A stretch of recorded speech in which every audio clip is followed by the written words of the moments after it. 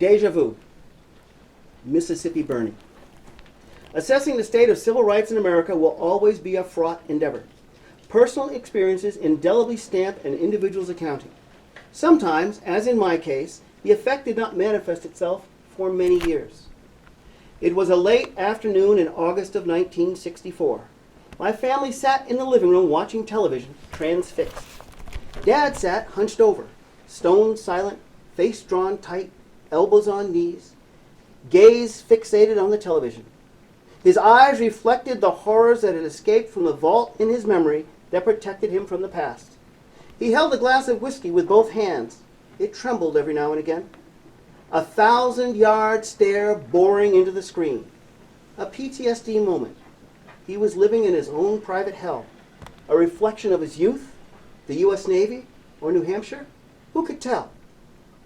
Mom sat upright on a kitchen chair. Her arms were outstretched, her hands locked, squeezing her knees. Frozen, rigid. Large tears, rivers from her soul, rolled down her face. One of my sisters cried loudly. The other, too shocked to speak. Taking Dad's cue, I sat in silence. James Chaney, Andrew Goodman, and Michael Schwerner were 3 civil rights workers who'd gone missing in Mississippi for over a month. Foul play was suspected. The FBI had launched a massive task force to find them. We watched in agony as 3 bundles, swathed in black plastic, were excavated from an inhuman place in Philadelphia, Mississippi. At one point, all the activity took place off-screen. For 15 to 20 minutes, the only thing on the TV was a white Cadillac ambulance. It sat silently, its rear door with a big painted cross ajar, a mouth agape, waiting to receive its cargo. 3 young men. One of my sisters wailed, "Dad, nothing's happening. I don't want to watch this. Can I go?" "Shh, stay! We all have to watch this." Other than sheer hatred, there was no logical explanation for what we were seeing.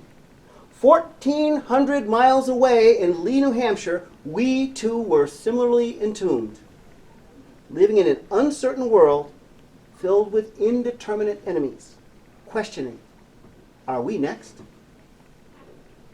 In August of 2017, a young lady, Miss Heather Heyer, was killed protesting an alt-right rally in Charlottesville, Virginia. It was my own PTSD moment, my own private hell. Memories of an early childhood spent in fear of a strange car arriving in the driveway at night. It blew through my mind and body like a gasoline bomb. My family was totally unaware of my distress. As per my upbringing, I didn't show it.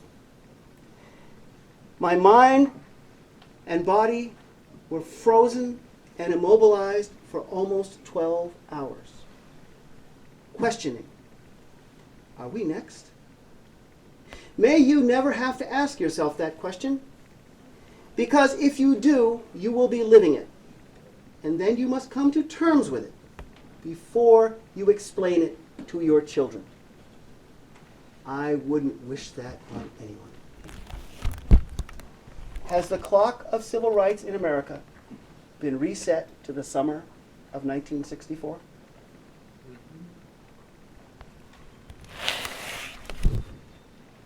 That's the heavy lifting.